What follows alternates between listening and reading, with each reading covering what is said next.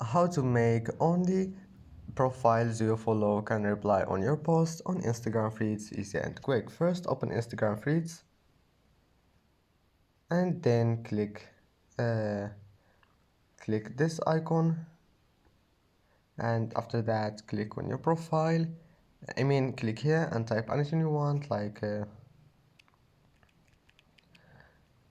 and now click this one, your followers can reply, and then make it profiles you follow, and now only profiles you follow can reply on your post. And if you want to do it to a post of your posts, just go to any post you want like this one and click these 3 points, and then click who can reply and select profiles you follow and click done, and that's it.